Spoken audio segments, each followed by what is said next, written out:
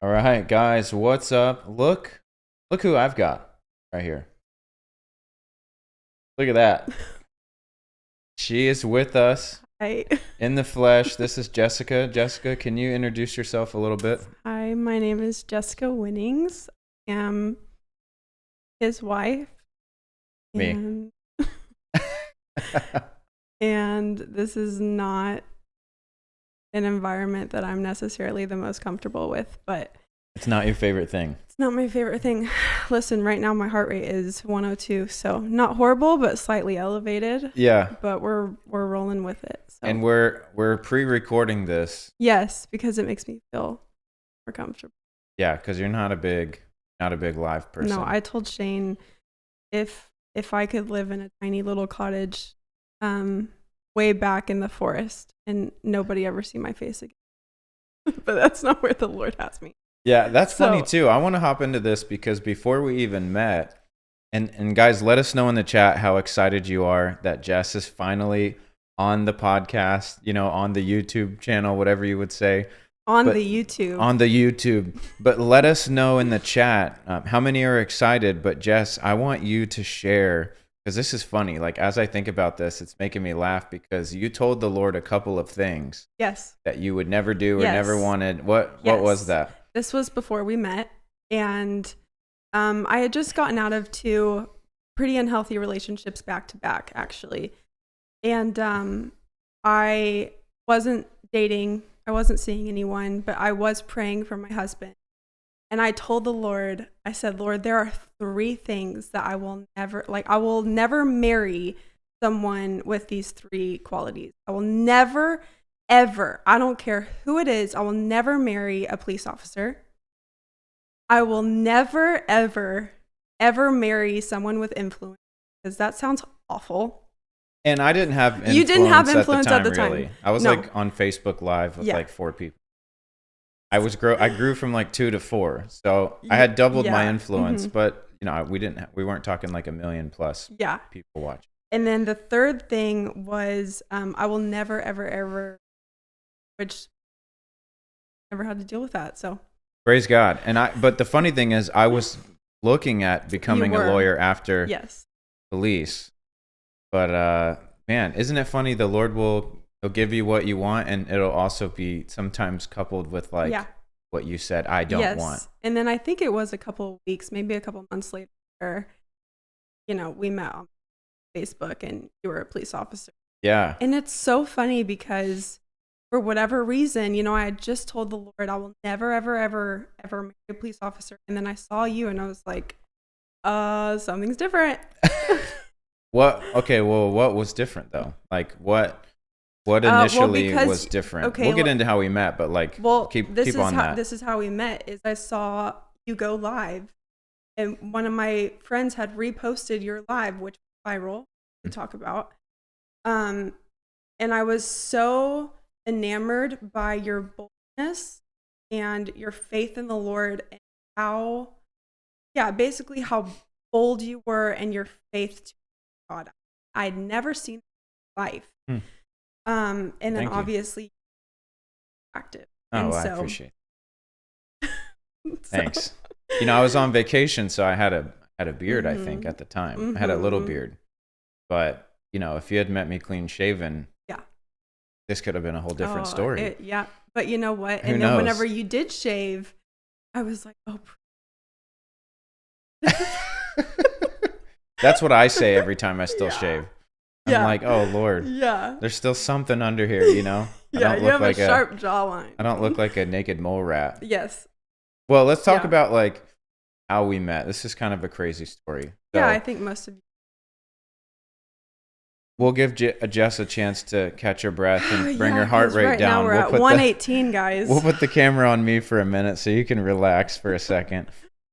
So when we met, or how we met rather, and some of you might know the story, but basically I was home on vacation in Florida, and I was in a Starbucks, and I was gonna, get a coffee and read my Bible for a little bit. I think I had taken like a month off of work. I had saved up, and I said, I'm gonna do a staycation because, you know, how many times have we taken a vacation and like every single day is planned out? Yeah. It doesn't feel like a vacation. Yeah. So it's like, I'm going to do a staycation. I'm going to spend 2 weeks at home. I lived in Washington State. Yeah. And then I'm going to spend 2 weeks in Florida. So I was at the 2 weeks in Florida period, and I'm in Starbucks, and I'm standing behind this guy, and all of a sudden I have this like open vision. It's like one of the craziest things that's ever happened to me. And on a screen, like on a movie screen, I see, it's almost like a hologram. Like I'm still in Starbucks, you know, I can still see the menu and everyone there, but now I see this screen, and it's like, I see this guy going up the stairs in this motel, and he goes into the second story, and he goes into a room, and I feel in my heart like I'm watching something I shouldn't be watching. Yeah. You know, and this is the vision. Yeah, this is the vision I had, and nothing happened except he went into the room, but like in my heart I was like, oh, something bad is happening. And I looked down, and the guy has a wedding ring on, and I felt like I had a thought that I believed was from the Lord, and it said, or he said, confront this guy.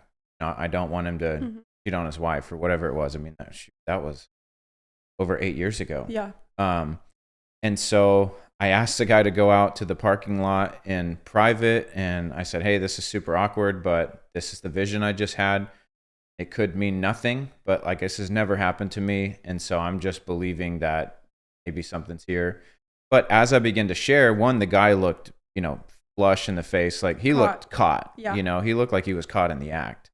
And then the other piece of it was I began to get words of knowledge. I was like, do you have a son? He said, yes. I said, I feel like you have a struggle with pornography, and that's causing division between you and your son, even like it's coming out in your relationship, just crazy stuff. So the guy looked super caught, didn't let me pray for him or anything, but I was like, okay, I've done what I'm supposed to do. Yeah. And I said, God loves marriage. He wants to save your marriage. Like, don't do this. Yes. That was like the last part. Yeah. Now, what's cool is that would ultimately lead to our marriage. Yes. So like God sparing one, start another. But to make a long story short, well, I won't shorten it up too much. The people want to know some details. So I go on Facebook right after this, and I record a live video, and I share this testimony. And I'm like, this is crazy. And God loves marriage. And it goes mini viral. It does. It has like, I don't remember, tens of thousands of views. But this is the first time that one of your posts goes viral. Yeah. Is that right? Yeah, I had a previous one. So I'd had like 2 previous viral videos, and you know, Facebook is different. It wasn't like TikTok where like it was super easy.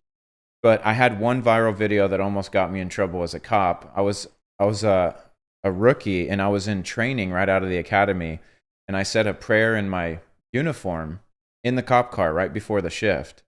And I was praying. It was like a 2-minute video, and I prayed for unity, and I prayed that all of the officers would conduct themselves with integrity, and would treat people fairly and all that stuff.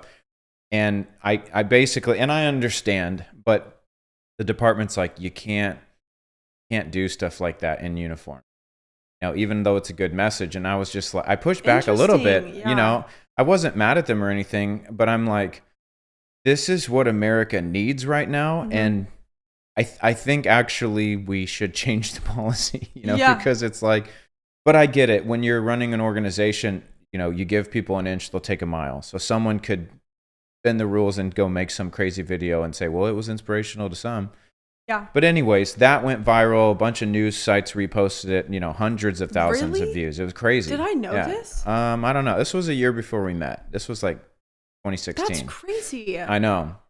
And then news reposted it. No, like different news sites and websites, and well, it went viral, so like everyone's, that is wild. Everyone's on it. But if that wasn't a telltale for our future, who would have thought? Right? Like that's so crazy. I didn't think I'd be some viral because I was my account at the time was PNW drummer, Pacific Northwest. So I'm like, I was trying to like become a drummer. You know, I was doing a bunch of covers and stuff, and I'm like, doing a lot of Justin Bieber covers. I didn't do a lot of Justin Bieber covers. I did like 1 or 2. He does, but I didn't. Some of his. I didn't do a lot of it. But anyways, I was like, man, I can't get a viral video drumming, but I can. Yeah. You know, I'm praying. So anyways. Yeah. That had been a previous viral video, but this video got tens of thousands of views pretty quickly. The Starbucks And video. you guys know when you're refreshing the feed on Facebook, like a different thumbnail pops up each time. And one of those times it was Jessica's picture. And at the time, I was in the same place as Jess, where I was like, I'm not interested in dating. Mm-hmm. You know, I'm not trying to date because I keep doing that and it keeps not working out. Yeah. And like, now I'm a Christian. I'm born again. I've been saved for a year and a half. Well, you should share the story of how the Lord says, you're no good to me single. Oh, yeah. So this was after, so I had actually been engaged before. Yeah. I don't think a lot of people know that. Yeah, I don't know. I was dating someone for like a year. Uh-huh. We got engaged. And then, you know, I think whether it was the pressure of it or whatever, like that just kind of didn't work out. Mm-hmm. And then, you know, there were some changes that happened where this is why I think it's wise to date for at least 4 seasons. Because. Which we did not. No, we did. We weren't married until 364 days after we met. So we technically went 4 seasons. I would say it was different with us. It was. Like I really knew. But I would say just wisdom is like you should date for 4 seasons because people, you know, everything's good when it's good. Yeah, for right? sure. But then when you go through some life together, and when there's pressure. There's pressure, and you know, and so the person that I was with, I just noticed some things. And you know what? I was immature in my faith. I was a brand new baby Christian, basically. Yeah. So ultimately, it didn't work out. I will say, though, praise that God. Even as Shane's wife now, like I am very your ex because he is the one who really like she shared the gospel with me. She shared the gospel and she convicted. And you were a drummer at a church and you were very involved with the church that you were at, and she basically like I don't even think you know who you are. Yeah. And so just there's even for me, like I have no ill feelings towards her. I feel so thankful for her in your life for that season. Oh, because I wouldn't be where I'm at. Because you wouldn't be who you are. And you wouldn't be who you are without your whole past. For sure. So it's like the good, bad, the ugly, God uses all of it. Yes. But even through that season, you know, I realized like this isn't going to work. So we broke off the engagement, which, hey, engaged ain't married. So if it's not working out, like don't commit to it. An engagement is like, hey, we're going to get married. But if something pops up between there and the wedding, like don't do it. You know, I think Shane and I did not meet when they had a no. This was like 8 months after. Yeah, 8 months after we broke off the engagement. We tried to date for a little bit longer because, you know, I was like, hey, just because we're not going to get married, what does that mean? We're just not ready to take the next step. And then everything kind of started to snowball from there. And so it was just like, okay, we just need to break this off. Yeah. But then I was alone, and you know, as a worldly guy, I was like just all about whatever, like every other guy. Now that I'm a Christian, I'm not thinking about, you know, temporal stuff. I'm thinking about finding a wife, raising kids, like being an honorable husband. Yeah. That's what's in my mind. So, but I still have that same eye of like, it's just like when a girl is single, you notice like every guy who's around, you're like, is that my husband? Is that my husband? For sure. So I was the same way. I was like, ooh, is that my wife? Is that my wife? Is that my wife? And after like 3 months of that, the Lord spoke to me and was like, you are useless to me, single. Like he's like, your heart's pure, but you're so distracted. And I was like, well, Lord, like drop my wife in front of me then, you know, like I want to meet my wife. In comes Jessica Things. Yeah. Well, shortly after that, but there was a 3 or 4 month period where I was doing my best to like try to ignore. And you know, he was taking Jesus out on dates. I've shared about that before. Yeah, he got 2 menus. 2 plates of food. 2 plates of food. Yeah. Yeah. But that you would eat, right? Yeah, I would eat. I would eat it later because I was a struggling rookie cop. I didn't have a lot of money. But you know, like when you make a commitment to the Lord, and a lot of couples who are watching right now, or single people, pay attention to this. But when you make a commitment to the Lord, isn't it funny how people start coming out of the woodworks? You're like, 100%. Lord, I'm giving myself to you. I don't want to date. I want the next person I date to be my wife. You're going to have to bring her to me. I'm not going to go hunting. And that's where I was. And dude, it was like left and right. Just People noise. from my past. Oh my gosh, I see you're single now. I've always wanted to date you, or I've always thought we could be together. I used to like you in high school, and I was like, bull crap, dude. You did not like me. You saw me glow up a little bit with the beard, and now you're like, ooh, you're back in high school. You did not want anything to do with me. And so I saw, but all this is happening. You ever had that happen where you make a promise to the Lord or something like that, and then it's like, here comes the test. Are you really all in? I would say my last 2 relationships before I met you was the test, because I didn't guard my heart in any way. And I don't really know what to say. I can't about that, because but I did feel like, man, they were just distractions. And you should never regret, but there are times where I'm like, man, I wish, I could tell myself, my younger self, just give my younger self advice, and like, man, guard your heart. Don't do it. I know that this guy is loved by all of, my college. He's like the guy, but just don't do it. Did you know right before you started talking or dating, whatever, did you have any discernment? I didn't know that, but I knew when things started getting full that I was just like this. I mean, it was like a sword in my heart. Like, I knew that I was not supposed to be in a relationship. And even not only for my own purity, but for his, because he is someone's husband. Right. And not yours. And even the other relationship that I was in, where this guy was like driving drunk, he was a pathological liar.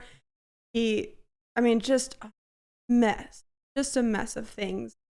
And that one really broke my heart, not because of this breakup with him, but because I felt like I was broken up. Because I was just doing everything that I knew I wasn't supposed to be. And I remember I was going to go grocery shopping, and it was kind of like a cinematic movie scene where, I'm sitting in the car and it's pouring down rain, and it's dark outside and cloudy. And is John Mayer on the radio? No, but I'm weeping, I'm sobbing, and I'm like, this is a turning point for my relationship with the Lord. I'm either going to continue in the relationship with the person, or I'm going to break up and get back together with the Lord. Whoa. So it was like that serious for you. It was extremely serious. Who's been in that situation? Let us know right now in the chat, or you're in that, where you're like, I feel like I'm at a place where I need to turn back to the Lord, or if I stay in this, I'm going to end up far from him. Is that where you were? I knew it. I knew I would end up pregnant, and I knew something bad was going to happen. Well, and who was right around the corner? Right here. God. You could have missed out. I would have on missed our life, out. our beautiful boys, and same for me. And that was beautiful boys who are asleep right now. Yes. Praise the Lord. That's a whole different conversation. Love them. I love Wish them. there was a mute button at times. I also love when they're napping. Yeah. But I was in that period where I knew, like, okay, I've got to keep blinders on. I'm just supposed to be with the Lord.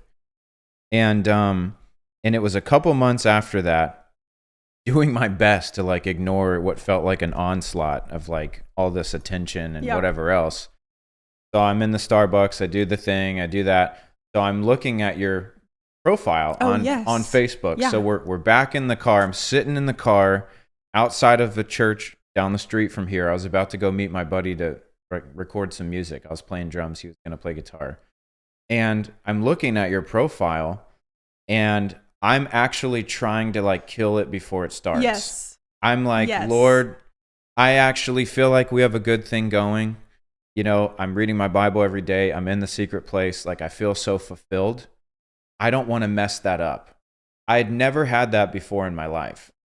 Like, it had always been trying to fit God in, you know, outside of the relationship right before you, where I was engaged. Like, that was actually my first relationship that was since I had been born again. So like, I was on fire for God. I was preaching. I was all that stuff. But still, I was like, Lord, I want this to be, you know, I don't want anyone to come in and mess up what we've got. How many people in the chat, you know what I'm 100%. talking about, where you're like, you go to date someone and just be honest. You're like, hey, are you a Christian? Oh, good. Okay, check the box. For sure. Now we can just do whatever we always do. But it means nothing. Doesn't mean anything. Yeah. You're trying to settle something in your own heart.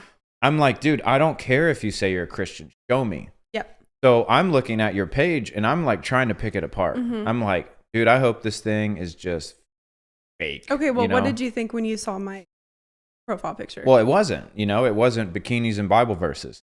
Not that there's anything wrong with bikinis, you know, and if you live by the beach and you're, you know, posting pictures at the beach, but like you can tell when someone is trying to show off their body and then use a Bible verse to like soften it, right? Like when someone, it's like a butt pic and it's like, I know the plans I have for you. Declares, you know, it's like plans to put on clothes. This, yeah, that's God's plans for you, is to get clothes. That was so funny, dude. Are you serious? That was so funny. That was hilarious. Literally, though, that's his plan. Like, go cover up. I was just reading in Proverbs, and discretion is wisdom. Yeah. Period. Use some discretion.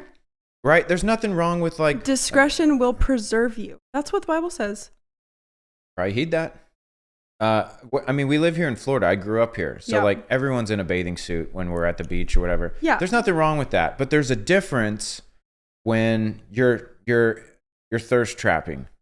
Yeah. You're trying to, you know. When you're straddling beach sand in a bikini and you put Jeremiah 29:11, I just don't think that's right. Or you go to start a video and you're like creating a bunch of cleavage bent over to hit record. We know what you're doing. And then you back up and you're like, I just want you to know that God, it's like, shut up. We know what you're doing.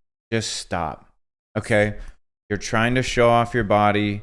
And it's actually sad, but I would say a lot of these girls are deceived. They're leading guys away because you're going to attract exactly what you're trying to attract. That's you true. want someone to look at your butt? That's true. Guess what? You're going to attract a guy who's looking at butts. And what kind of man do you think that's going to be? Right? You want to attract a wholesome guy. And so what I liked about your profile was you didn't have any of that. It was like all modest pictures. I'm definitely more mature in the Lord than I was then. But I think just for myself, I was never really the girl that wanted to show my body off. Like, not that I was secure about it. It's not for the world to see. It wasn't something that I felt necessarily totally comfortable doing. Like, or that wasn't your like struggle. Because that's a struggle for some girls. Is like there was just something in me that I was just like, I don't want to wear crop tops. And back then, I didn't even want leggings. I posted articles about how horrible leggings were. And not that I dressed. How many pairs of leggings do you own? Yeah, well, I don't own that many, but I wear leggings out. Yeah. But yeah, and it's not that I wore dresses, baggy clothes.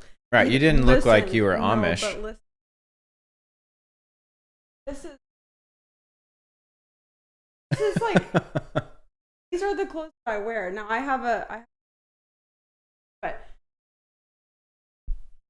I don't know if you guys could hear me because I didn't have my mic. No, you're good. Close, but that I think just in myself, I've always liked the hippie look. Sure. I always liked a little oversized or a little more modest. Yeah. And I actually appreciate that. I know you do. Because when I was in the world, it's like, what's funny is even when I was in the world, it's like, okay, yeah, if someone's wearing something revealing, like you want to look, but then at the same time, I would be like, dude, that person is not going to be the mother of my freaking kids. Sure. Yeah. Like, are you kidding me? You're dressed like that? Yeah. It's such a double standard, where it's like, okay, you're dressed well enough, you're dressed, provocative enough that guys want to look. Yeah. Even guys like me who are in the church but far from God. So I would want to look, but then I would also be like, well, you're not going to be a good mom. You're out here drinking and stuff. Well, so am I. Sure. Like, it's so crooked. Yeah. But when I got born again, I was like, dude, I don't want that.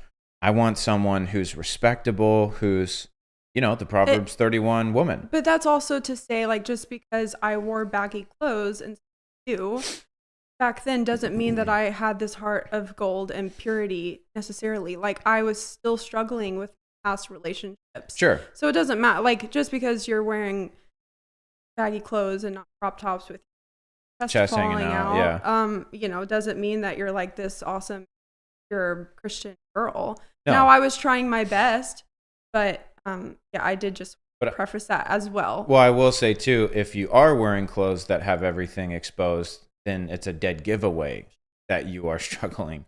Whereas, you might be, the outward doesn't always reflect the inward. Sure. Like you said, you can dress modest but be struggling. But if you're dressed immodest, you're pretty much telling everyone that you haven't. And look, I also get it from the worldly perspective. I understand of like, well, I wanna appear attractive, or I want to appear absolutely whatever. And you should feel beautiful, right? But you should feel beautiful. You should wear. I like the term like body conscious clothing. Like wear clothes that make you look good, but they shouldn't show everything off. Listen, because this is important. That's why we're spending a minute on this, guys. If I'm telling you, and I'm not being critical or anything, but where I was at in my life, if Jess had a ton of those kind of provocative pictures on her page, we would not be sitting here right now. I wouldn't have the family I have. Elijah and Micah would not be a thing. It's like, and if I had been a tool on the flip side and I had reached out to her, but she looked at my page and was like, this guy's full of himself, this guy's whatever, she wouldn't have said yes to me. So it's like modest is hottest, I think. Modesty is the best policy. I still fully believe that. I do. Yeah. Seriously. Okay, because here's the thing too. It's like, you're a woman and you're watching this and you've struggled with maybe discretion. I just want to say you're beautiful not because of what you wear, but because of your heart position and your desire for the Lord. That is what makes you beautiful. I wanted to say that because that's good. I promise you don't need shorts that are halfway up and shirt that's halfway down. A good, respectable man's not going to want to see that anyway. But even just as your sister, you are beautiful. Not what you. If those clothes don't, buy some bigger ones. Like, right. Listen, the amount of videos that I come across where it's like, man, why am I even wearing this? This isn't even comfortable. And it's like all crop tops. Like, just get longer stuff. Yeah, have you ever tried a shirt from Walmart? Mediums and larges. Like, listen, I would fit in a small, but I like larges. Yeah, you like wearing my shirts. I love wearing your shirts. Yeah. Okay, so next. Let's reel it back in. Yeah. Also, let me just say, I like, for you talking about, beauty and all that. I love when you don't wear makeup because you're naturally beautiful. Thank you. But I also love when you do wear makeup because you know how to put it on. Thank you. So I would say learn how to feel secure without makeup on because that's the real you. Yeah. And 2, learn how to put some makeup on. Got a little dolled up this yeah, look at her. She's beautiful. But it's like, let's be honest, just putting makeup on doesn't make you look better. You could make yourself look like a clown really quickly. Want a little girl talk? Quick shout out. What kind of video do they need to be watching? But hey, okay, so don't put highlighter all the way down your nose. Put it on the tip and make it bridge because that will give the illusion that but it won't look cakey or messy. The other thing, get a even skin tint, foundation, whatever it is that I can't believe this is on my channel. That matches skin tone because so many times it's Now, what if Wait, no. We can't do this. No, hold on. What if they're watching this and they're like, dude, I was about to say that her makeup looks so bad. That would be hilarious. Okay, quick. Just give him one person to follow who does good makeup. You already know. Who is it? Who is it that I watch? I'm not going to say it. Tati. What is it? Tati? Tati. Follow Tati. I like watching Tati. I think she has great advice. I think We threw a lifeline out there for some girls who need to know how to put on makeup. Yeah. Tati. All right. There you go. Sorry and listen, for spending so long on stuff that. this stuff matters though, because it's like it all played a part. So aren't we still talking about how we met? We are. Okay. So, but I love all this because this is real. Yeah. Right. When I was looking at your page, I couldn't kill it. Like that's right. It was good. And so I remember asking the Lord, because of the season I was in, I said, can I send her a message? And the thought I had was, why not? Yep. Your heart is pure. Not looking for something, in the world. Think you're trying to find your wife. Go ahead. And I can't say it was like love at first sight, because love is a huge word. Yeah, love's a big deal. It means. But it was definitely like, this is the most beautiful woman.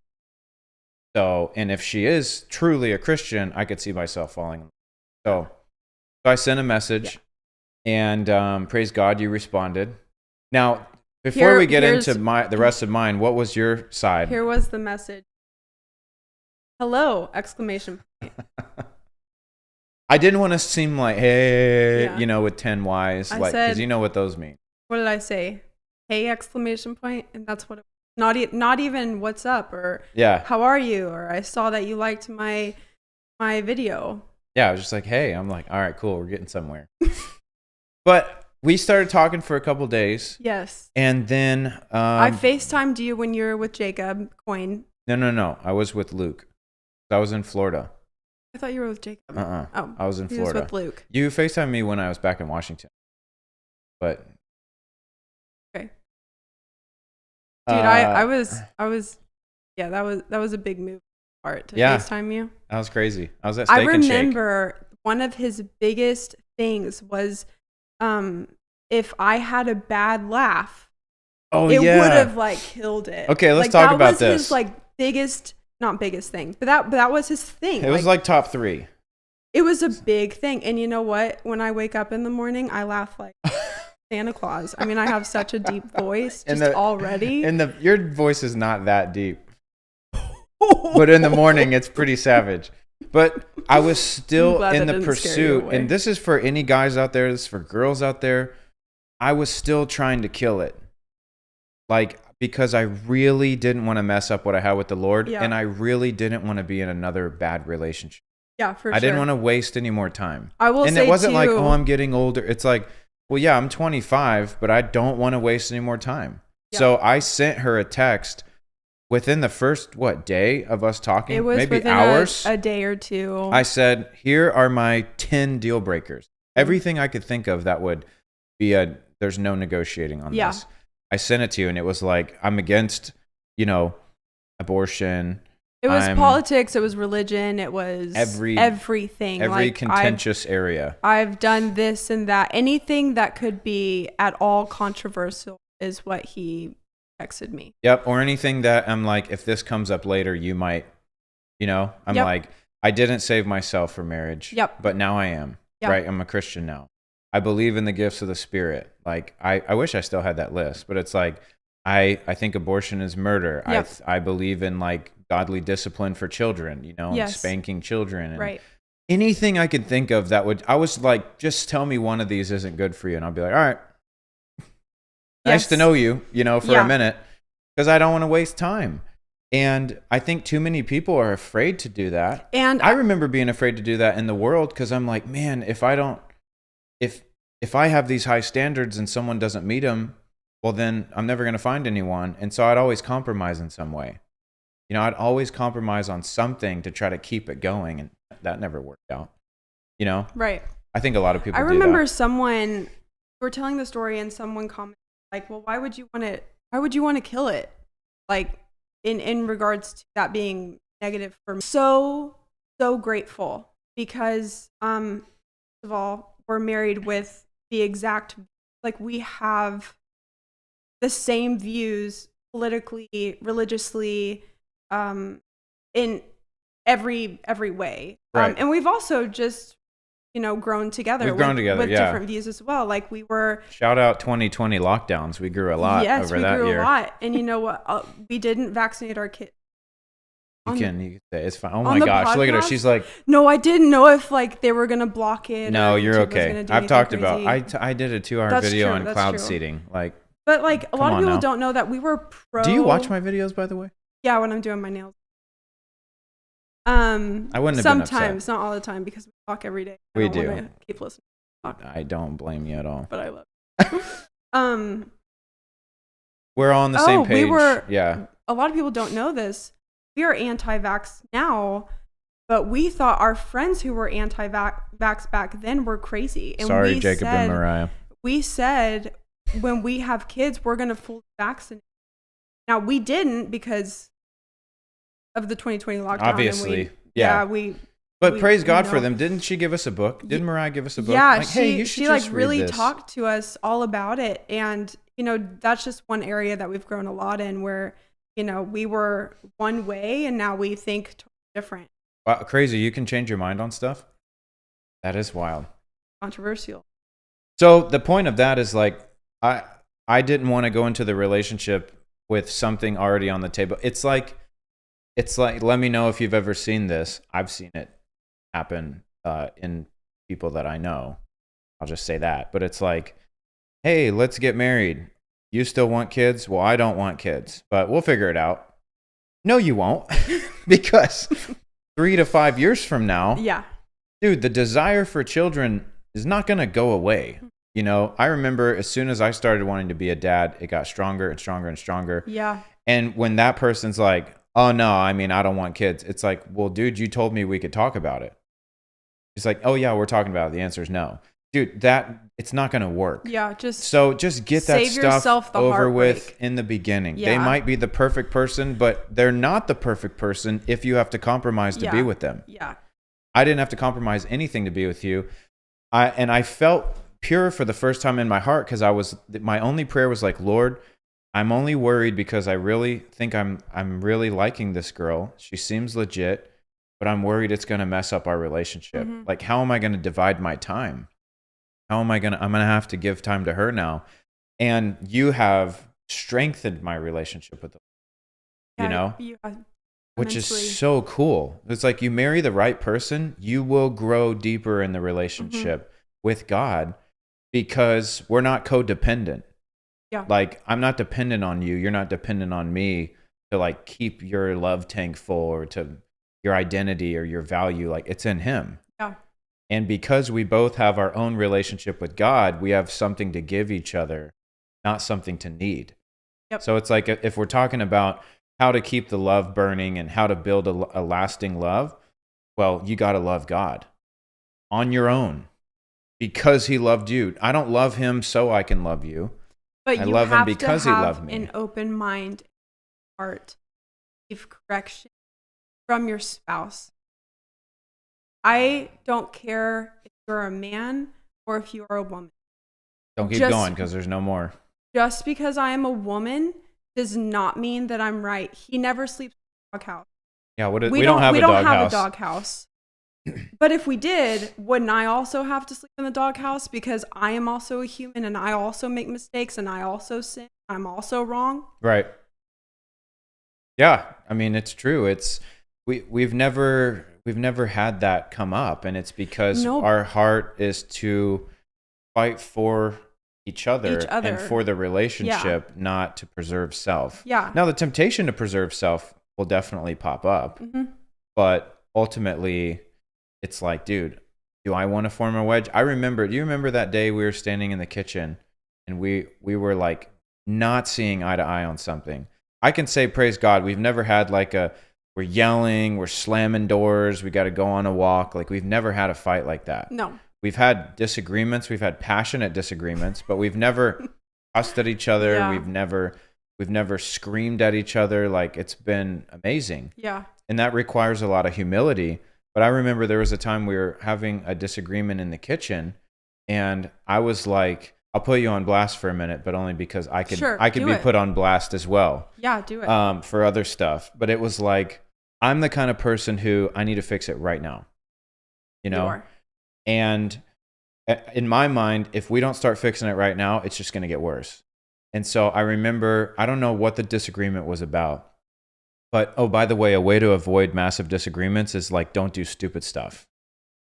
If you don't do stupid stuff, then your significant other's not going to find out about stupid stuff, and then you're not going to have a disagreement. You know, so we're having a disagreement over like, shoot, I don't even remember what it was. Weren't you like my personal trainer? You were my... That might have been it. I remember... I was coaching you in powerlifting. I remember I thought I knew everything in powerlifting, and I had been powerlifting for a month. And I was being coached by like a world-class. Yes. And you had been powerlifting before we met, right? For like 2 years, yeah. Yeah. And I didn't know everything, but I was like, I'm coached by the number 5 guy in the world at 205 currently. So I know like 1 or 2 or 3 things. But I remember we were that, and listen, you wanna put a strain or grow in your relationship, do something athletic with your spouse. Be on a team. You know, be on a pickleball team together, or go work out together and one of you's coaching the other person. It requires a ton of humility to be coached by your spouse because it's not all like, hey, awesome job, PR. Sometimes it's like, hey, stop putting your wrists like that. Yeah. Stop doing, you're breathing wrong, you know, do this. But I remember we were standing in the kitchen and you didn't want to talk. And I was like, we need to talk about this. And you're like, I don't want to talk anymore. I just want to go to bed. And I remember I said, fine, you want the enemy to put a wedge in our relationship? And it was like instantly, we're like, no. And then we talked, and it was like, it got better. Because you have clarity of what's going on. You know that it's right. And so just because you want to destroy the enemy and not have him create a wedge in your marriage, you're like, oh, and talk this out. Let's figure it out. Right. And by the way, just in that story, I was wrong. That time. What's funny is when we met, I was like, man, Shane really, really won the jackpot with me. I mean, I'm awesome. I'm like the most humble person that I know. Marriage will show you that neither one of you are humble. Yeah. And then you actually get married and you're like, I'm a wretched, prideful woman. Yeah, I'm not good. I need Jesus. Yeah, I've so felt that over the last 8 years that we've been together. It was like, and it's been thought the sweetest 8 years of my entire life. Oh, me too. I feel like when we got together is when it started. Yeah, it's like I can't even believe I had a life before knowing you. But the voice of your spouse or even your significant other, if you're just dating, it can be like as cutting as the voice of the Holy Spirit. And that's what you need. You need to be able to receive that. Yeah. And it's not always right, but you'll know when they're saying something that's godly. You're like, feel convicted. You know, when they're like, hey, you shouldn't have said that. Or, you know, hey, stop complaining. That's a good one. That's a good one. Hey, I love you, but you're just complaining a lot right now. Like Philippians 2 yourself, you know, I remember stop complaining. Shane had a little bit of anger mounting Oh my gosh, dude. And, you know, I did. Afterwards, I said, babe, I think you just needed. I think I said I said the D word, I think. Yeah, you cussed. Which was crazy because I used to have such a foul mouth. And then when I got born again, that was one of the first things to go. Yeah. So you never really heard me cuss. But the stud finder was lying to me. There was no stud. Yeah. I also think not an excuse, but that's it's not an excuse. But, you know, when we're talking about correction and coming from spouses, you also need to know when to correct. Like Shane was having his own thing for the mounting issue, and I didn't correct him right there. I actually corrected him maybe an hour after he finished so that he had time to calm down. Because when we're heated, it's a lot more difficult to listen to other people and listen to correction. okay, let's get back to you tried to kill it from the start. I mean, we're doing so many segues. This is right great now. though, guys. Let us know. You've seen my stuff before. You know I do the weave. So I weave in and out. Let us know if you're appreciating this video, the content, the format. Yeah. This is not pre-rehearsed. Like, it might be pre-recorded, but we just sat down and we said, let's just talk. Yeah. So Shane tried to kill it from the get-go, and I responded and I said, I agree with all of that. That abortion is murder, politics, policies, everything, religion, faith, finances, his past. I shared things that I had, gone through. And even what I thought was going to be the killer was when I told him that I was diagnosed with a disease as a young girl. And this is actually one of the questions that I wanted to ask you. But I shared with this before on like one of our Instagram lives that we did together. I was diagnosed with epilepsy when I was a young girl, and it is so not fun to talk about. But when I told Shane that, because I also was trying to kill it from the get-go, I thought that was going to be the thing that deterred him from pursuing a relationship with me. So I want to ask you if you could give your younger self advice, or if you would have had the opportunity to change anything, knowing what you know now of my disease and everything that we've been through, which has been a lot, and that itself would be probably a 4 to 5 hour podcast. Yeah. What would you say would you change? No, I wouldn't, obviously, because we're here now because of everything. So no, I wouldn't. Dude, can you imagine if I was like, well, actually, you know, Right. Are you kidding me? No, I think the Lord probably blinded me to some of that because I didn't think twice. And I think that's how I knew that I was ready to, like, you know, be someone's husband, because I didn't even care. You know, I didn't even ask you questions about it. I don't think. No, I don't think I asked you a single question. I don't think. You were like, hey, by the way, I have epilepsy. And I was like, cool. All right. Hey, you know, I was like, whatever, you know, I want to be with you. And I didn't care. Now, I had no idea what that would mean for our life together. And, you know, some of the toll that it has taken on you and on us.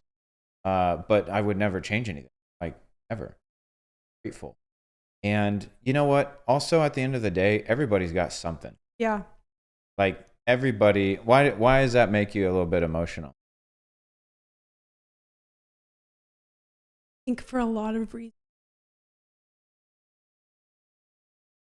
I think specifically for the last years, where I have catamenial epilepsy, which is I have more seizures when my hormones are out of whack, which actually just I don't even really have that many. I have maybe one a year, which I feel really thankful for. Yeah, because there's people who have them like every day. Every like, single day. Horrible cases of epilepsy. But I think with a lot of you guys know our pregnancy story with Elijah, where I had a seizure when I was 7 months. And that was, oh gosh, mentally that was crazy. And then my pregnancy with Micah was 8. It was my postpartum with him that was crazy. Yeah, you need to do a video on that. That was. I don't think I'm ready to talk about that. But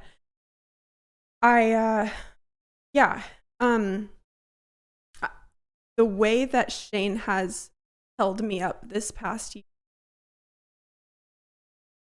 probably saved my life and my kids' lives.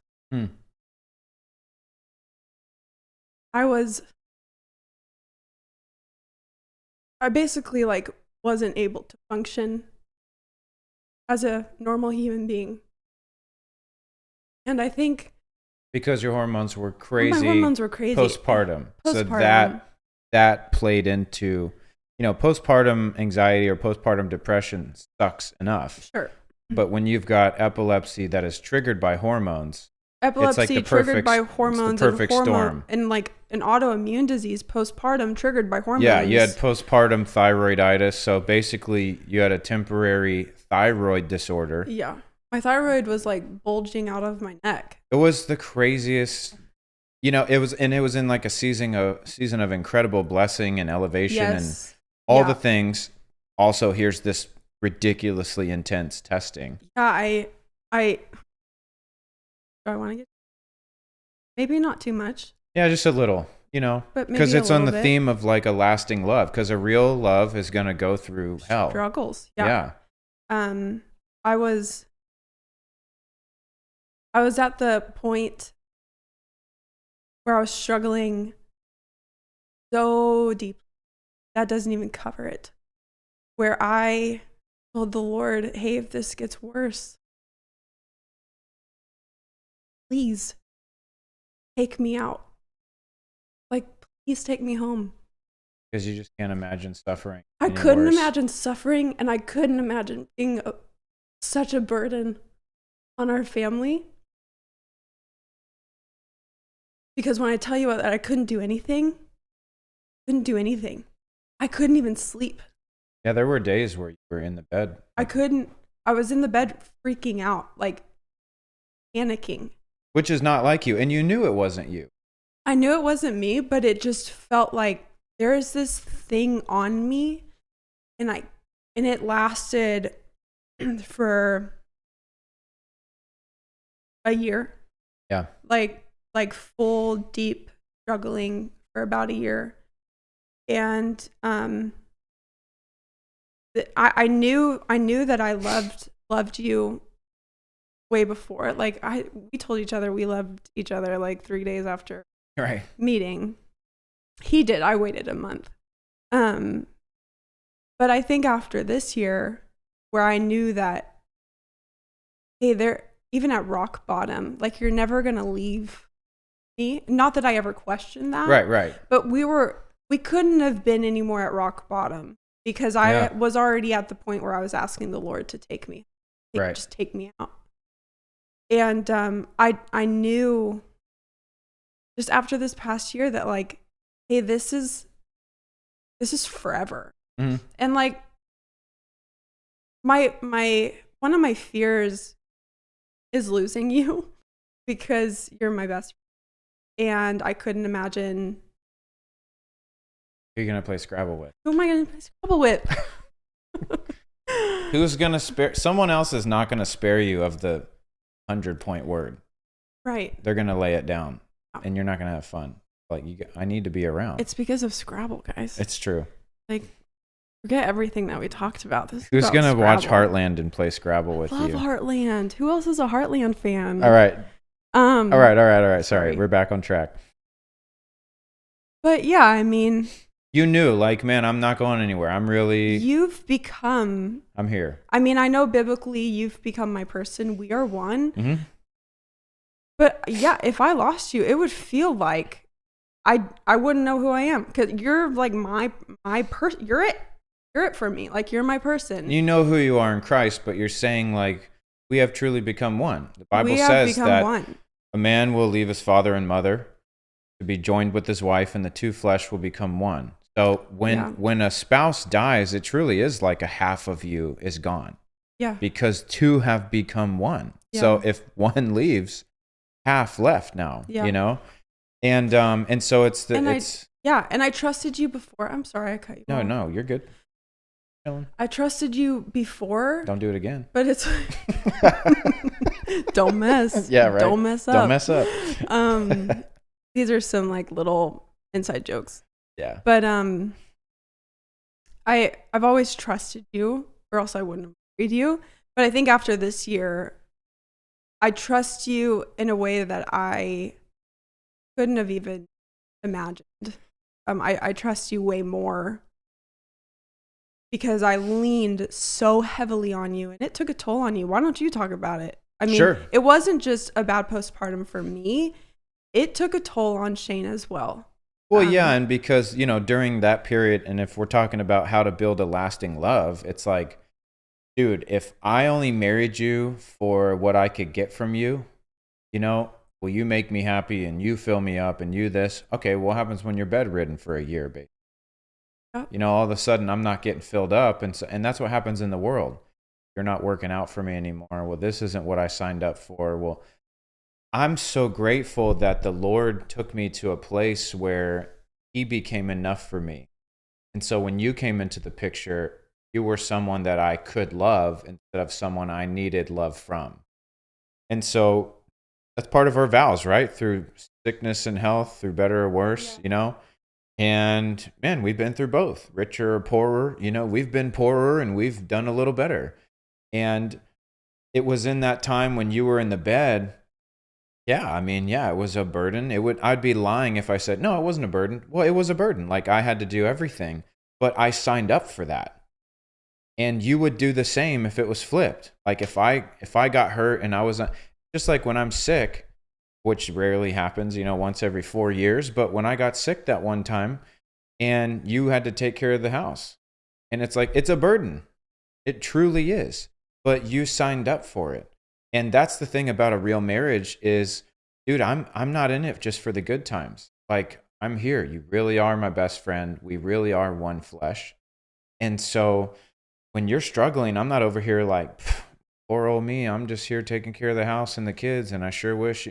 I'm thinking, dude, my wife is not well. Like, I want my wife to, not for my sake, but for her sake. Like, you're not living.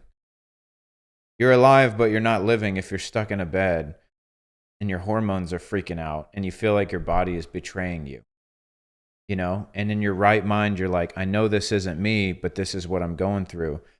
The worst thing I could do is sit over here and go, I can't believe this is happening to me. It's like, dude, I was thinking about you. I was thinking about, this is my wife. She's not well. And so I would pray for you all the time. And I would, just keep showing you love. And I would say on my end too, I did my best to maintain a sense of normalcy, because when trials are very prolonged, like it can make you feel crazy. 100%. Because you're always talking about it, or it's always there. It's like a lingering thing where, you wake up a week later, it's still there. A few months later, it's still there. It can try to consume your life. And so I'm like, dude, that's not how this house is going to operate. We're going to worship the Lord. I'm going to pray. I'm going to keep doing my job. I'm going to take care of you. But when I'm not needed by you, I'm going to go to the gym. Yep. I'm going to play pickleball. Yeah. Like I'm going to continue to travel and we really actually never slowed down. Here's what's crazy. And maybe you talk about this from your perspective. It seems like we've only sped up, but the Lord's increased our capacity. So it's like we're doing more than ever. I feel like ministry is busier than it's ever been. I don't travel quite as much, but I'm busy doing other stuff. I'm so grateful. Me too. But it's like, how did we didn't just try to keep the thing going. It's like there was grace on it. Even when you had a seizure at 7 months pregnant with Elijah, it was in the middle of my nationwide tour. Yeah, you're the one who told me. Because I was like, dude, I don't got to do this. And you're like, no, you need to go. And I had to leave like 2 days after. It's grace poured out. It is grace poured out. Because what the world sees is, man, your wife is sick and you really should be home. But when the Lord is in it, and when he told you to do something, it is supernatural grace and supernatural. Yeah. Now, I think for me, in this season with my postpartum, is I had to learn how to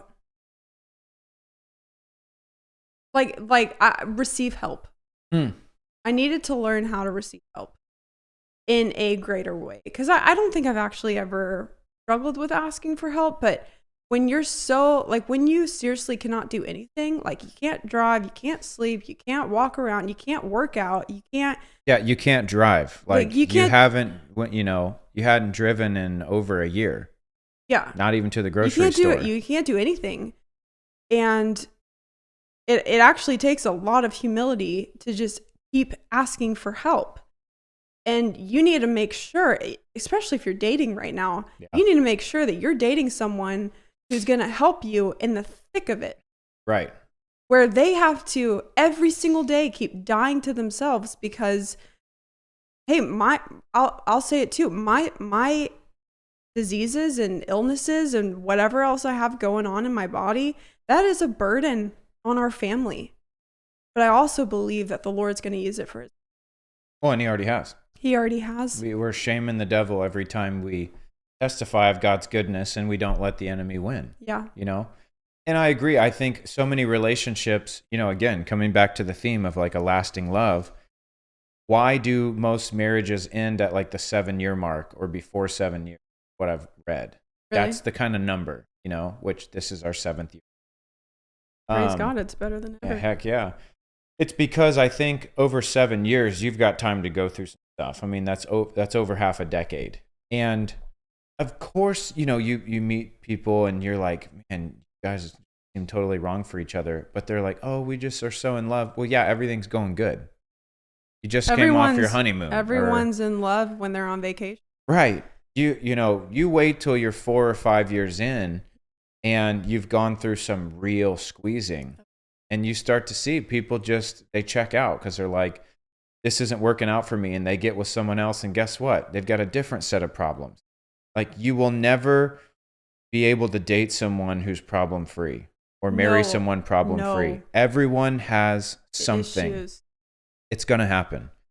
And so I just think what's kept us going is we weren't in it for like, you know, let's try to have the perfect circumstantial relationship. We were like, hey, we love each other. We love God. Mm-hmm. We're going to put God first in our own lives. Like I have my own relationship with the Lord. So do you. And then we also pray together. Yeah. That is key because if we didn't, we would not have survived, you know, the last few years. No. You might not have literally survived physically if you didn't know the Lord a couple of years ago when you went through that crazy depression. You know? And so it's like when we're talking about a lasting love, I don't want to get too deep into that because I want to stick to the topic, but it's just understanding like, dude, you have to rely on the Lord fully because maybe some people haven't experienced this yet, and I hadn't until we met. But there will come periods in your life where there's literally nothing you can do. Yep. There's no money that would fix it. There's no circumstance that would make it better. There's nothing you're going to do to get out of this unless the Lord brings you out or he brings you through it. I had never experienced that until we met. I always, whatever situation I was in, something would have fixed it, right? Oh, I'll just work a little harder. I'll get a little more money, or I just need to do this. When we're going through a crazy sickness or a crazy hormonal thing or whatever, dude, there's nothing that's fixing that. You know, even on medication, it's not perfect. And, you know, we've got our own thoughts on that. We're not going to get into that, but it's like, you have to be comfortable fully leaning on the Lord when it makes zero sense. I don't even know that though. I don't even think you have to be comfortable. No, I think you just need to be doing stuff in faith when it's uncomfortable. Not resisting it, maybe not I should resisting, say. Absolutely. I'm not resistive or I'm not trying to avoid it. Comfortable as in like it's time to press in. Because that's where we're at now. When we get squeezed now, it's like, all right, it's time to lean in. Yeah. You know, when it first happens, you're like, oh God, get me out of this. Get me. The more you resist, the more it seems like it hurts. Oh, that's labor, right? It is labor. Shout out to pain-free birth. Shout out to Karen. Karen, yeah. Which, by the way, I'm going to be on her podcast. You're kidding. No, we were messaging the other day. I forgot to tell you. You're kidding. Yeah, I'm serious. She sent me the link. I just need to fill it out. Hi, Karen. Pain-free birth. Let's go. You know what? I had a pain-free birth for Elijah's birth, not for Micah's. Micah's was rough, but it was fast. It was super fast. I think when the squeezing happens, it's more painful when you resist, and it's still painful, but to just lay yourself down and to just say, I have nothing but you. Yeah. I surrender everything. I surrender it all. I have nothing. And this is a blessing, because as much as it hurts, there's nothing that will fix this but you. And that means that you get the glory. Right. Because medication isn't going to fix it. And that makes me happy. Yeah. That he gets the glory. Well, and that can be, because it's nothing else. And that can be any situation. You know, remember, guys, we're giving like life advice for marriage and for fulfillment in a relationship. You're gonna face something. So it's like we're trying to set people up to win. You're gonna face a health struggle at some point, Mm-hmm. or you're gonna face a financial setback, or you're gonna face, you know, they found an infestation of mold in your house and they got to tear the house down. Yeah, Something, someone's gonna die. Like something's gonna happen. Huh. And the question is not how do you have a lasting love up until that point, because if it's smooth sailing, like things are pretty easy. You just get into a routine and you make sure you don't do anything stupid, and it's like Sure. you're good. It's walking through these trials, and most of the guys in my men's group, when we talk about this, are guys we meet across the nation. It's because they're going through a trial, and what is one of the first things that takes a hit when you go through a trial? Your relationship. Yeah. Because you tend to isolate and focus on the issue instead of remembering, I'm not alone. I am one with you. And so let's tackle this together. Uh-huh. And the Bible actually says a triple braided cord is not easily broken. It's me, you, and the Father, and we're all wrapped up in one. And so it's like we have to understand we're approaching this as a team, me, you, and God. We're in this together. And we're never going to lose. We will always overcome. It's been a huge saying in our family. You know, we're always going to overcome. I thought it'd be cool to answer a few questions as we kind of maybe prepare to wrap this up a little bit. One of them, I think, would be for you, and then I can comment from my perspective, but like, what's it like when I'm traveling? How is that for you? How have you adjusted to that? You know, I've been traveling for 4 years now, through 2 kids. Mm-hmm. How do we handle that? Is it the worst thing in the world? Is it pulling teeth? Are you begging me to stay home? Because a lot of people see me and you're never there, and it's because, you know, you're home with the kids, or you were sick. Yep. You know, did I go against your will? Did I go against your wishes, or was it blessed? Like, maybe talk from your perspective about that. I think traveling is the hardest. I don't know. I just, especially with the kids' ages right now, because we have a 3-year-old, it's just really hard. I'm not going to say that it's easy by any means. I do wish that you would not have to travel for your job, but I also know that this is the season that the Lord has us in. And so I'm going to be obedient to the Lord first before anything else. Yes. But yeah, I mean, some days it's just kids are screaming, like I'm texting. Kids are screaming, I can't wait for this day to be over. I can't wait for the kids' bedtimes. Like, can't wait for you to be home. This is horrible. And other times it's awesome.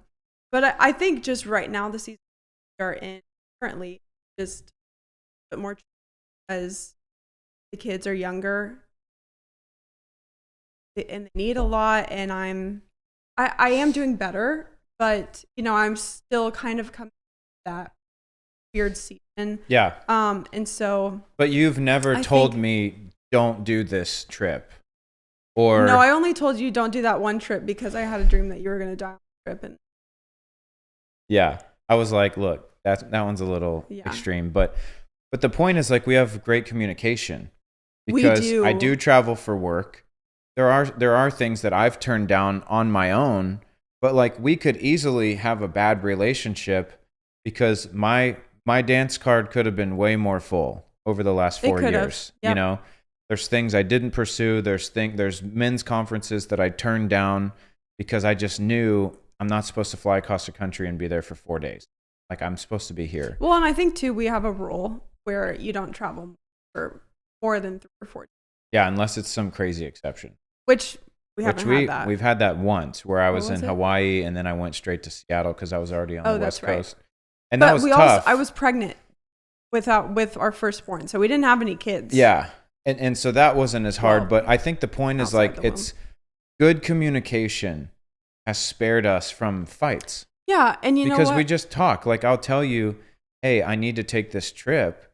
And one, you have an understanding that it's part of the thing. But two, I've done everything I possibly can to make it easier for you. Yeah. And to keep you informed and to not take excessive trips that are unnecessary. Yep. Like, I just think good communication and all of that, because what you can see is people can make an idol out of travel or an idol out of ministry at the cost of their family. And it's like, dude, forget all that. I love my family. Like, I actually don't enjoy traveling 95%. I want to be home with my family. I like my routine. I like my gym. I like my friends. Yeah.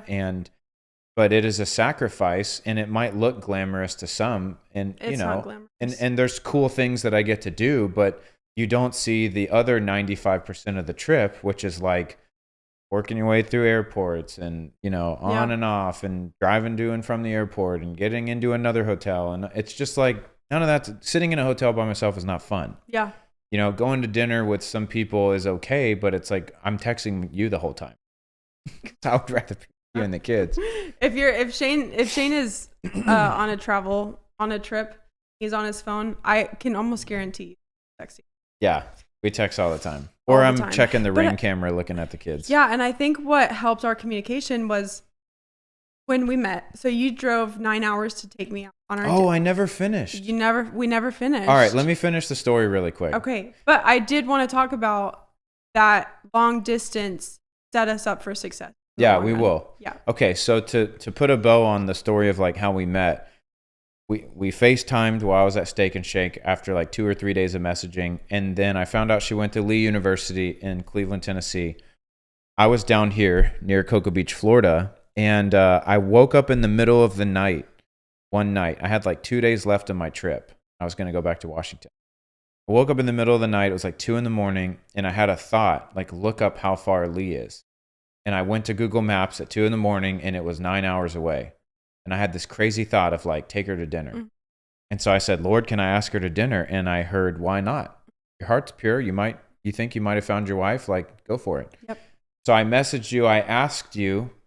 You didn't know what I had said, because I didn't tell her, I heard, why not? I just said, hey, can I take you to dinner? And you said you wanted to pray about it. And you didn't tell me that you had heard, why not? So I was praying about it because I told you, well, let me pray about it. Right. And so I was praying about it, and I felt like I couldn't like hear a yes or no. So I just kept praying, and I heard, why not? Which I was cracking up when you told me that. So I texted you and I said, all I hear is, why not? And which is kind of a bizarre thing to say. It really is. Like, at the time, I laughed because I'm like, that's what God told me. But if you're a guy and you ask a girl out, you're like, will you go to dinner with me? And she like, says, why not? You're like, it's not the most enthusiastic answer. You don't seem very excited, but I'll take it. Yeah. Yeah. Anyways, I drive up 9 hours. Mm-hmm. Tire blows out on the highway on the way. I'm driving on a donut, in a Toyota Prius. Yes. It's got a 40-mile-per-hour limit. I'm going 80. We meet at the communications building. We do. I take you to dinner. Because I didn't know if he was a serial killer, and I didn't know where I lived. Smart. We met. We go to dinner. I fly home the next day, and we do long distance. Oh, it was the best. Also, it was the best date. It was awesome. Of my life. It was just so easy. So casual.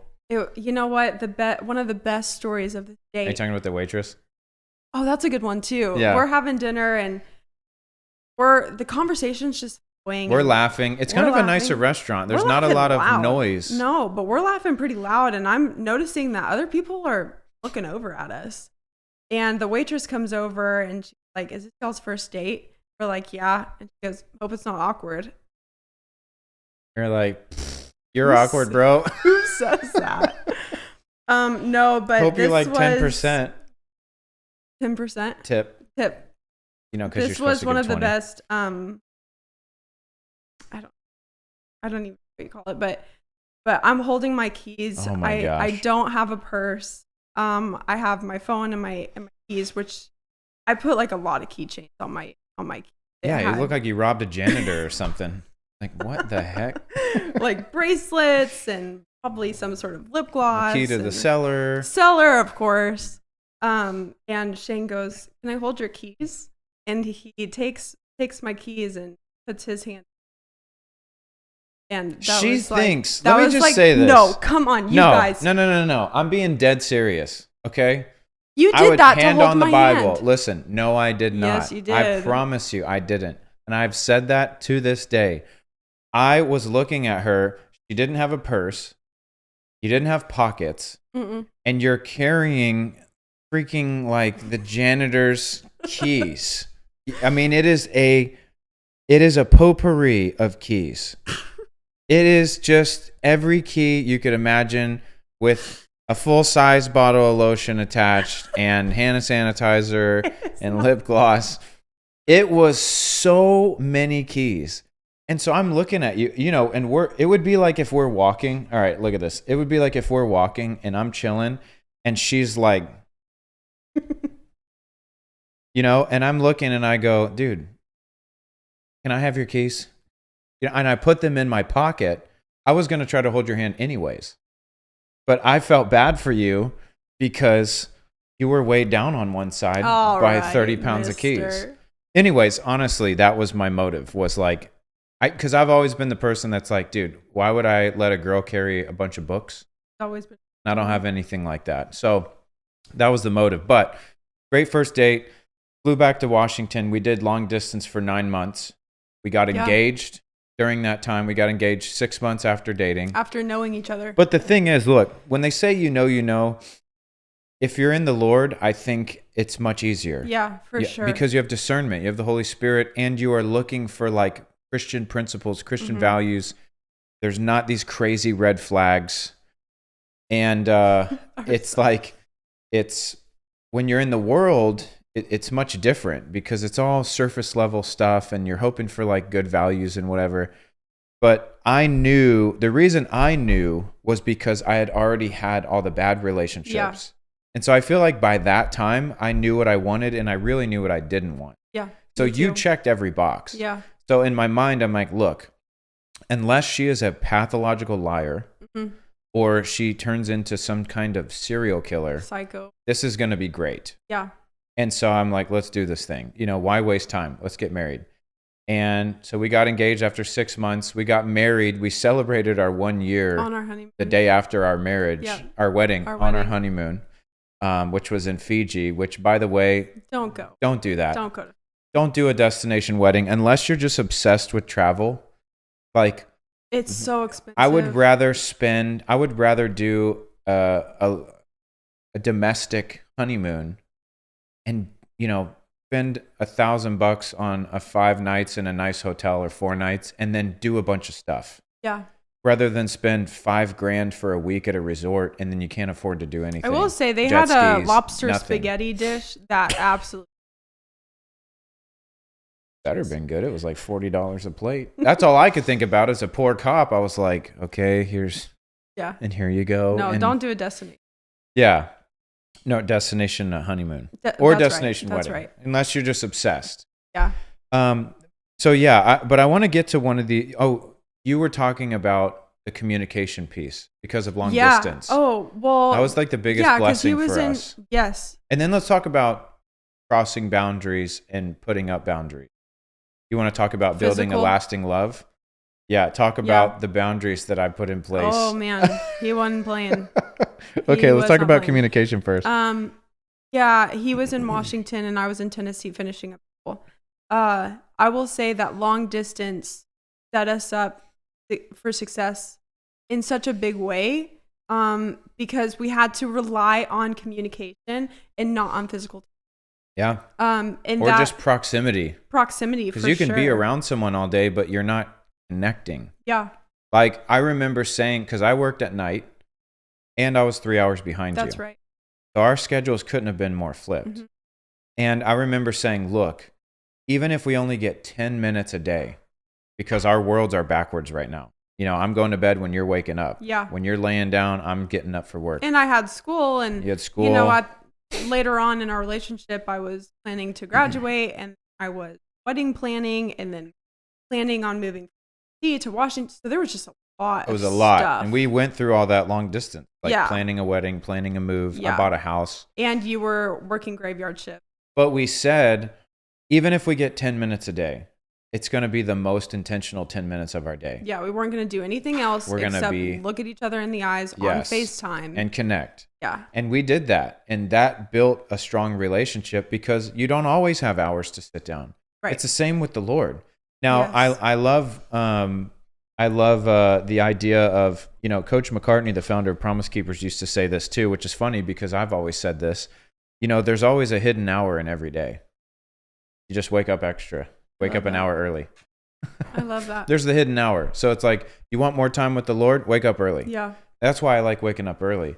But the point is, even if it's with the Lord, if you got a slam day and you're like, man, I've got 20 minutes. Dude, sit down and give the Lord 20 minutes. Look at him. Give him your attention. That's good. Don't be distracted. You wonder why you're not growing. It's because you're not investing in that relationship. We grew being long distance.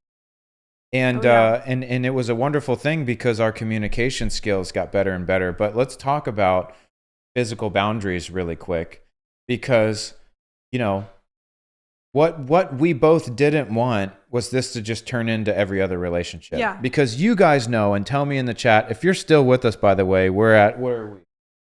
Hour and 20 minutes. Let us know. But it's like when you get in a dating relationship, as soon as the physical stuff starts, it doesn't matter.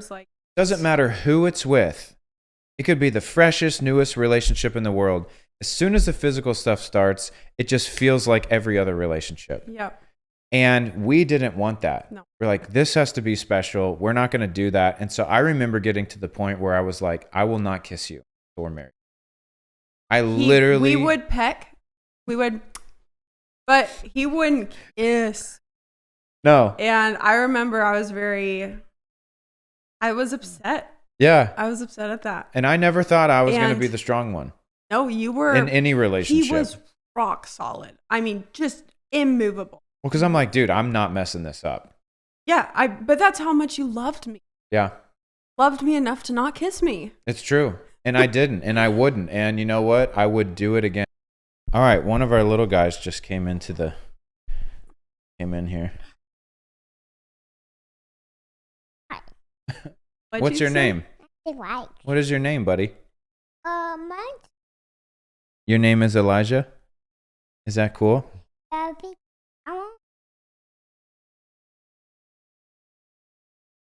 Okay, can you say bye-bye? Say bye. Bye. All right, can you go play in the living room? We'll be go done play with your soon. toys. Okay, try to be a little bit quiet, okay? Love you. What a sweet kid. Yeah.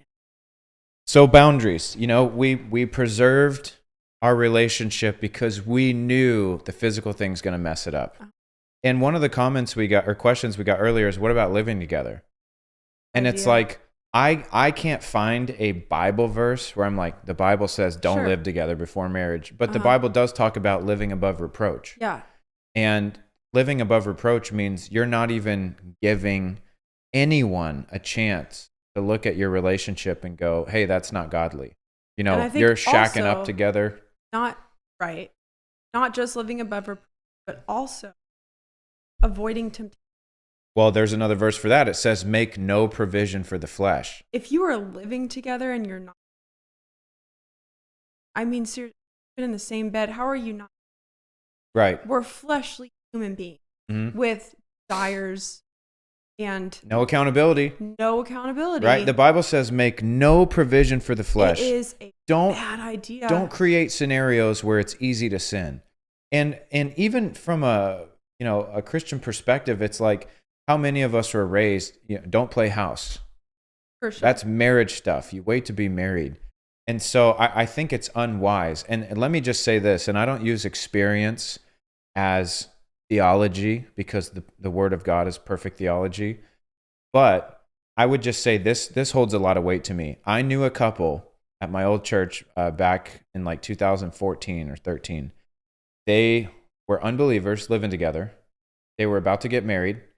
They both got saved. They got saved together. And they were like 2 months away from getting married. Yeah.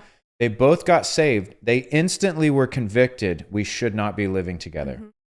So even though it made zero sense financially, logistically, practically, he moved out. Yeah.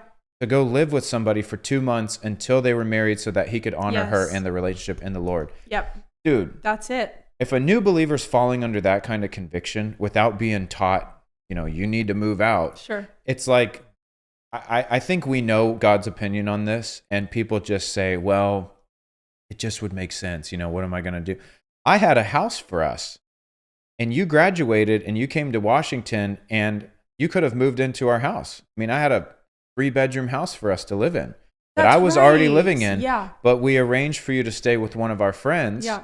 And you slept in their guest bedroom for a couple of weeks because we weren't going to cross that line. Another question we had was, how do you get past, or have you ever been in the roommate phase? Now, I don't think we've ever been in the roommate phase. What are you talking The about? roommate phase is where, and this can happen with couples. Sometimes it can happen quickly, but I think it happens over time, where life just gets so busy that you just become roommates. Yeah. Okay.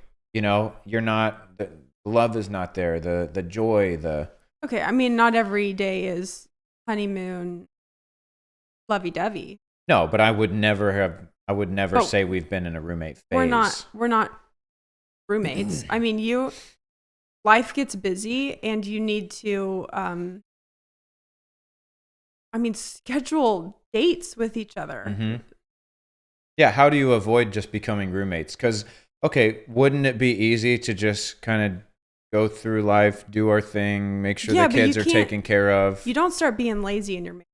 No. I mean, you treat your marriage, it's a covenant between you, your spouse, and the Lord. And someone you should want to be with. Someone you do want to be with. I do want to hang out with you. Yeah. And there have been times where like things just get so crazy, or like Shane's just in work or whatever, his mind, something about Shane is when he gets into something, it is so, it's impossible to get him out. if he is like so bound and determined to find something out, he will. It's just a matter of time. And so, I'm going with that. Well, we were talking about being intentional and and so there are times where his head is just in work, and I'm like, hey, I just really want to spend time with you tonight. And he respects that, and he's like, let's play a game. Right. Let's just hang out, just me and you. No phones, no TV, no nothing. Let's just me and no you. multitasking. No multitasking. No sharing attention. Yes. That's how you avoid the roommate phase. Yeah. You continue to date each other. Yeah. The only difference with being He's married... my husband, but he's still my boyfriend. Right. The only difference with being married is your boyfriend or girlfriend who you never have to say goodbye. Mm-hmm. Like you always get to say goodnight to each other. You never have to drop them off, or you never have to go home. And you get to hang out every single day. Mm-hmm. That should be exciting. The only reason it gets boring is like if you start pursuing your own thing and you try to have your own life apart from them. Yeah. Like it is important to have your own life in a sense that, hey, I go to the gym, I play pickleball with some friends, I've got buddies, I've got things that I need that, or else I'm going to be like leeching off of you, and you're going to be like, bro, get a hobby. Like you're annoying me. Yes. And you need that too. Because there's been times where I was like, babe, you gotta get a hobby or something. Oh, for sure. Because you would get upset at me for wanting to go play pickleball, or I was into golf for a while. We don't got to talk about that. That was brutal. Oh my gosh. But I said, I think you're upset with me about golf because you sit home and you don't do anything. It's a 4-hour sport. And so you're like, you're right. Like I need to draw. That's or true. I need to garden. I started painting in the garage, and that was incredible. I love doing that. Yeah. Hey buddy, we're almost done. Can you go play in the living room? Mm-hmm. Okay. Thank you. Love you. Go play. Gotta love it, man. Yeah. You can get that car. So yeah, you avoid the roommate phase by don't falling into that mindset. Like, because especially now with work that can be as busy as it is, with 2 kids, it can be so easy once the kids go down to just be like, Turn look, I off. just want to be in quiet. And I could just sit in my office all night. Like I could, and you could sit in there all night and just Watch relax. Heartland. Yeah. But now we realize, look, let's do a hybrid. We both need a little bit of time to ourselves so that we can just chill and it's quiet. So he will go live with you guys. Yeah. While I'm in our room watching Heartland. And once off, then he comes in our room. And we hang out. We Scrabble, Heartland. Yeah. Together. We talk. We whatever. talk. We have what's called talks. Yeah. So and it's not just that time. Like we talk throughout the day. We have periods like in the morning, our morning coffee, or you'll drink bone broth. I'll drink coffee. Yeah. We'll like sit on the couch. We'll look at each other. We'll talk. Yeah. Or during their nap time sometimes, or like you'll go work out in the gym. I'll come sit with you in the garage.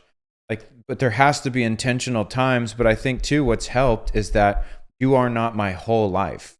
Yeah. Like the Lord is my life. I have things that I care about personally.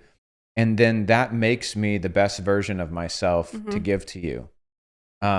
Because again, if you're my whole life, well, what happens if you're bedridden? I don't have a life anymore. And I'd feel lost. And so it's like this idea of, man, it feels so fulfilling to wake up early, get in the Word, get in the gym, play pickleball for an hour and a half, then come home and it's like, I'm ready to like give my family everything. Yeah, because you're filled up doing some hobbies. Yes, and you too. And you're drained. drawing. You've got so many different ideas. Finally working out again, which is a hobby of love work. I couldn't work out for the past year because of course, but even for your mental health, that was so important. So important. So when you want to talk about a love that lasts, it's like you have to take care of yourself. I can't take care of you 100%. Like you have to take care of yourself. But I also know when I'm not. Buddy, go play, okay? We'll be in there in a minute. Okay. That is the 3-year-old phase right there. Just gently crossing the boundary like every. It's fun though. 2 minutes is. So we're talking about you have to take care of yourself because you were taking care of yourself before we met. Why all of a sudden? This is just a part of a healthy relationship. You don't want to let yourself go. My husband doesn't he's not my father. Like he doesn't change diaper. He doesn't like. I don't know. No, but for do real. you know what I'm talking about though? Yes. It's like I take care of myself. I wouldn't have wanted to date you if you were like that when we met. Yeah. So it's and that's the trap that people can fall into is you get comfortable. Sure. And so you start to think, well, I don't need to take care of myself. I don't need to try to look pretty anymore or look handsome. Yeah. I don't need to take care of my body. I don't need to eat right. I don't need to. But it's like, dude, when I was single, I wanted to have muscles. I wanted to have abs. I wanted to be good for you. I wanted to be a catch. Yes, and you are. Now as a husband, I want to stay a catch. Yes. Because I want you. You deserve that. Yeah. And that's what you signed up for. So this isn't a bait and switch where it's like, cool, you caught me. Now I'm going to fizzle out and erode into this husband version, which the dad bod is a joke. It's like, go get yourself in the gym and eat right. And you can have your single bod, or your honeymoon bod. I think that stuff's important because also it tells me a lot when we're 7 years married and you're still like, man, I still want to look good for you. And I've never said, hey, you need to wear makeup. You need to do your hair. Every once in a while, you need to put on different clothes. Like, I've never said that. But you do recognize when you're becoming a slob or something. I don't want you. Not that I don't want you to live with that, but also I want to look good for you. Right. I want to feel confident in front of you. I want to, not every day. I don't curl my. Actually, Don't ever do that. But I like being good for you, and I want to. I want you. Yeah, Like, you I want me just to look wanna- at you and still want and you still the like way have I a did desire for me. when we were dating. Yeah, Yeah, and it's possible. And it's possible to and I do. fall in love more every day. Yeah. Okay, maybe we finish with this. How would you dispel, or what would you say to the honeymoon phase? You remember how many people told us that? Yes. Oh my gosh. Let me know in it the was chat. Like, it was so odd. Who in the chat has heard of the honeymoon phase, or you've been told it? What do you think about it? I think whoever came up with the phrase honeymoon phase is going to have some hell to pay, because they're basically saying, hey, marriage is great in the beginning, but it's going to suck. It was so crazy how many people said, "Oh, just wait until the honeymoon phase. Just you wait." It was like, oh I my wanted to gosh, smack those so people. So many people. Yeah. Okay, here's the thing. I get what they're saying. Well, what do you think they're saying? Let's start with that. Let's have a baseline. That how happy you are right now won't last, basically. Which is a demonic thing to say. Yeah, you know it. But I'm also just like, okay, from a worldly perspective, it makes sense. It does. It totally makes sense, and I know what you're saying. They're saying it's fresh now. Just wait. Wait till the freshness in the wedding planning and the wedding and the honeymoon wears off. Just wait. That's what they're saying. Listen, I'm 8 years into this. I feel just like there's something so special with us, so rich and fresh, wonderful. And I mean, you keep me on my toes, and life is exciting with you. And like we do stuff together. Like we like getting out, and we like doing new things and going on adventure and playing games and having that just me and you time. And which like, is rare, but we still find it. We find it. And I, you know, even with 2 kids, I will say it is harder, but life is still exciting. Like I think of this life now and our life back at and I'm like, man, it's just yeah, it's gotten better. So fun. It's more fulfilling. It's so fun, and like I don't know, maybe this is just our lives too. It feels like our lives are crazy. But it like everything, it feels like something big happens every 2 months. Yeah. Doesn't it? Like it feels crazy. Well, and look, to speak on the honeymoon phase thing, from a worldly perspective, sure, I get it. Because it's true. Like, you know, don't be dazzled by the wedding and the honeymoon. That's not real life. Like vacation's not real life. But I think for a Christian to say that without any context or follow-up, I was like, dude, I want to smack you. You're prophesying that this is going to get worse. And it hasn't. I want to say this to anyone watching, the honeymoon phase never has to end. Yes. Because that feeling, that freshness, that's available every day. That's like saying, I'm going to get burned out being with the Lord. I remember this actually. Me and Jacob used to talk about this. There were people that would say to me and to him, before we even knew each other, when we were first born again, he'd be like, oh, that fire you've got for the Lord, I remember having that. You know, you just give it 10 years or so. You're going to calm down a little bit. I'm like, what a demonic thing to say. I'm on fire for the Lord. I'm running around praying for 10 people a day. I'm laying hands on people. I'm preaching the gospel in public. And you're saying, oh, don't worry, kid, that'll burn out sometime. Right. I'm like, dude, shut up. Right. Get behind me, Satan. Like, that is literally the voice of the devil. It doesn't go away. I feel like I've gotten worse in some aspects because I've spent time with the Lord. I've kindled that fire. And same in a relationship. It doesn't make sense because the closer you get with the Lord, the crazier it gets. Yeah. When you get closer to the Lord and you experience more of his presence, you just want more. You just want more. You're like, there is nothing on the earth that compares to this. Well, and you're never going to fully discover. There's always more. It's the same in a marriage. I've not figured you out. Like, I know things you like. I know tendencies. But, like, I'm not done trying to get to know you because have you changed over the last few years? So have I. So the reason people fall out of love, dude, here's a revelation right here. Write this down. I just thought of this. The reason people fall out of love or they say we're growing apart is because you've allowed them to grow apart. Yeah. We've grown together. So we have both changed, but we've changed together. We've pressed into each other. We've communicated throughout the process. Yep. If I had just stayed in my own lane and traveled and preached and not really tried to figure out where you're at over the last 4 years, you would be unrecognizable to me. You'd be unrecognizable. 100%. You are not like you were in 2021. Uh-huh. You're not the same person. And I'd go, well, you're a different person. I don't even know you anymore. Well, whose fault is that?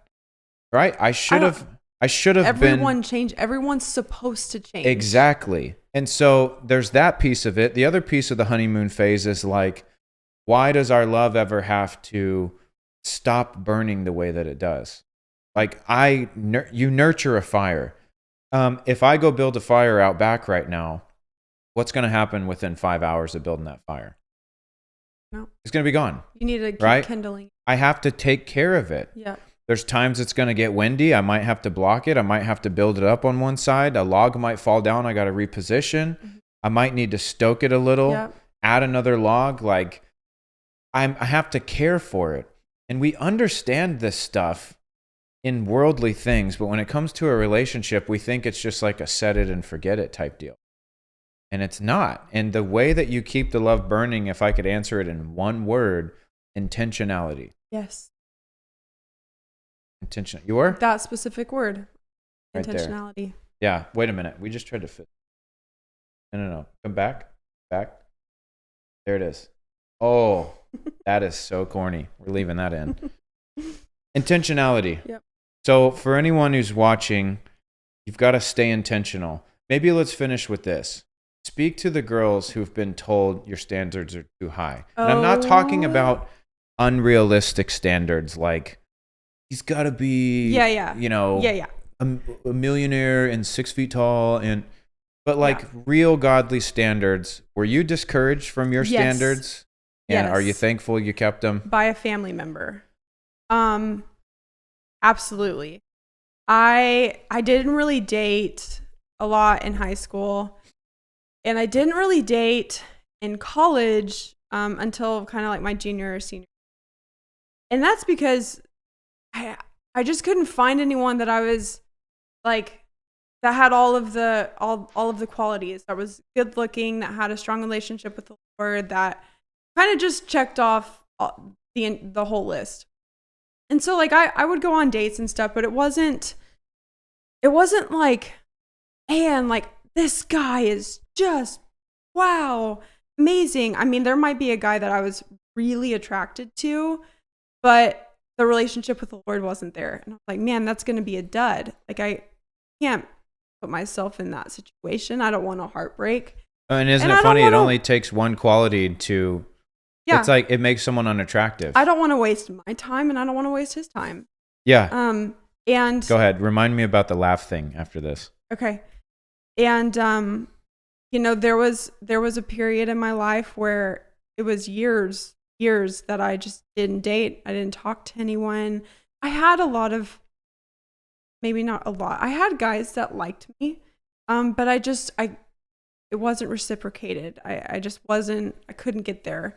And I had a family member who said standards are too high.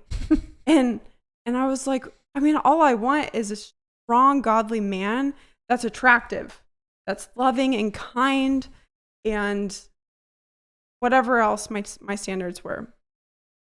What's funny is this family member later on, her standards were too low, and then she got heartbroken. Yeah, or when you compromise, it's going to come back to bite you. Yeah, but it's not even that my standards were too high. I think my standards were my standards.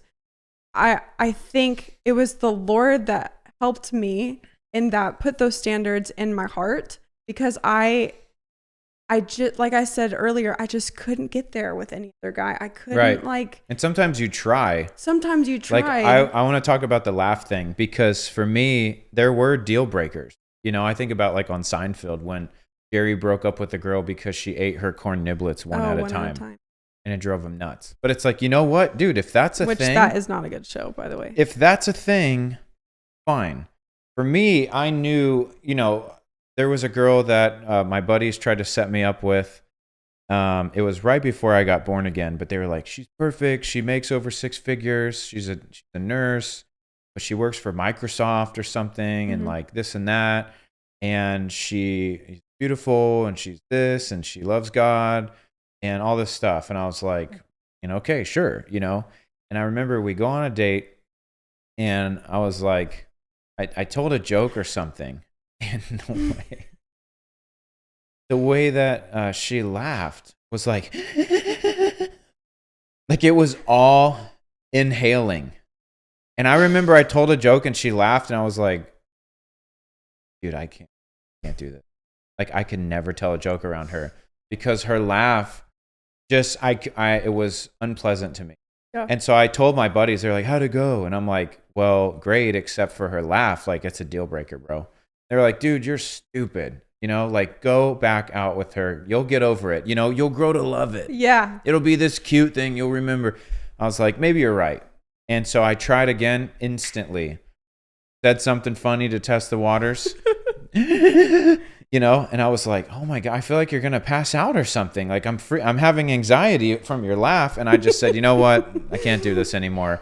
And so that's why I told Jess when we met, I was like, if you've got a bad laugh, like, it's over. And so that made me super self-conscious about my laugh. Well, until we met and you laughed and it was fine. Yeah. Yeah. But it was, sometimes I do have a wonky laugh though. Yeah, but it's funny. That Because doesn't we're give me married. anxiety. If we had met and you were like, hey, nice to meet you. That would have been a different story. But my point in all of this is you have to know the things that you're like, dude, I love to laugh. That's important to me. So I can't be like, I don't want anything in your laugh to make me feel a certain way. Because, we're talking about a lifetime. Yeah. I'm not talking about, can I stand a road trip with you? Yeah. I'm talking about 70 years together, And so, or 80 or whatever. Yeah. And so it's like the point of all this is pray to God about what kind of qualities do you want your husband or wife to have. Write them down. Be specific. Be realistic. But I was like, I want to marry a blonde-haired, blue-eyed girl. Oh, for real? Yeah.